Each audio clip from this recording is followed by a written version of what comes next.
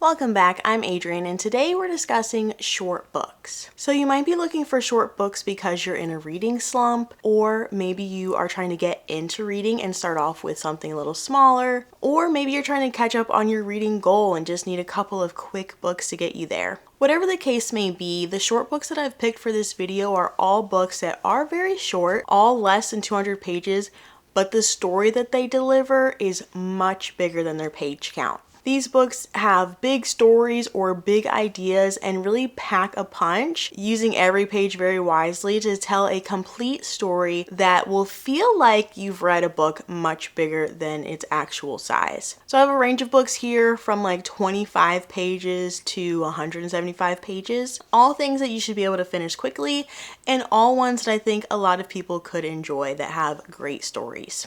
So the first and the smallest book I'm going to talk about is Galatea by Madeline Miller. This thing is so small. It's maybe like 25 pages. It's tiny, itsy bitsy, but it really does have a good amount of story in it. So we're following this woman who was originally made from stone, and this man turned her into a real woman. He is in complete control of her, and she is looking to find some independence and also get her daughter back. We're seeing a woman try to be her own person and break out of a tough situation.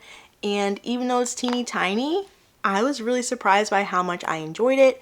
And you could probably read this in 15 minutes. So good one if you need something super quick. Next up, we have one of my favorites, Prosperous Demon by KJ Parker. This is a little fantasy novella. We're following a man who is just a dry, sarcastic person, and he has the ability to exorcise demons and to see when people are possessed by demons. But he is a very morally gray character. He is going around helping people get the demons out, but he's like ripping them out violently. He doesn't care so much that it hurts the person that he's pulling them out of.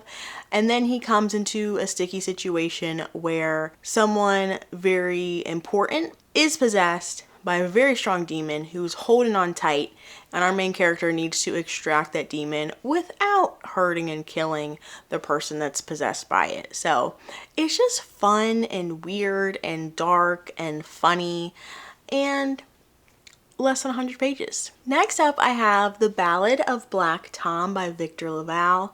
This one is an interesting story because Victor LaValle is taking a story originally written by H.P. Lovecraft and taking that inspiration and making his own story. We are in 1920s Harlem, following Tom, who is a con man. He is into some seedy business, and he gets mixed in with some weird people. There is some magic and darkness involved. And what makes this even an additional layer of interesting is H.P. Lovecraft is known to be a very racist man, but Victor LaValle, who is a black man, is heavily in the horror genre, and he is very inspired by this man who maybe would not have liked him if they met in real life, but he admires him anyways. But in this book, there is a note at the beginning that says, "For H.P. Lovecraft, with all my conflicted feelings." Just knowing that Victor LaValle has that like complicated relationship with the inspiration of the story was really cool. This one is a little less than 150 pages and really good, very atmospheric, just interesting to watch play out. Next up is River of Teeth by Sarah Gailey. True story. At one point, the United States was considering importing hippopotamuses to America to help with our meat shortage. Okay, that obviously did not happen. We're not eating hippo meat right now, but it was considered. This takes that and says, well, what if that did happen? And we have an alternate history story where hippos are here. They've taken over all of the United States marshlands, but this is set in the 1800s, so it's like a Western novel with hippos. We are riding hippos in here with a gun strapped to our hip. We're following a man who is out for revenge, and he takes his crew and they ride on their hippos to go enact that revenge. So it's short, it's fun. This one is 167 pages and it's a good time. There also are sequels to this if you love it. Next, I have The Test by Sylvain Neuvel. This one is a really cool story that I can't tell you too much about, but we are seeing in the not too distant future, with a sprinkle of sci-fi, the experience of taking a citizenship test and the questions that are asked. Things get weird. I've never watched Black Mirror, but people say this is like a Black Mirror episode, and it's a good time. It is a little over 100 pages and it has, again, a big impact. I can still think about the story years after reading it, and it is creepy, scary, and fun. Next up, we have The Deep by River Solomon. This is a story that really surprised me when I read it. I love mermaids, and this is like a devastating interpretation of mermaids. So these mermaids were created during the transatlantic slave trade, when pregnant women were pushed overboard off of these ships, bringing them to the United States. They then gave birth, and the ocean creatures kind of took care of the babies, and those turned into mermaids. So in this, we are following our main mermaid, who is the historian for the pod of mermaids that she's in, and her responsibility is to house all of those deep, dark memories for the group. So the absolute devastating ways that they came into existence, the history of humanity that is just heartbreaking, and she holds all those memories within herself so that the rest of the pod can carry on with life and like live without the burden of knowing their past. At the beginning of the story, this mermaid decides that she can't take it anymore, and she releases the memories to the group, and we get to see what that does to the rest of the group,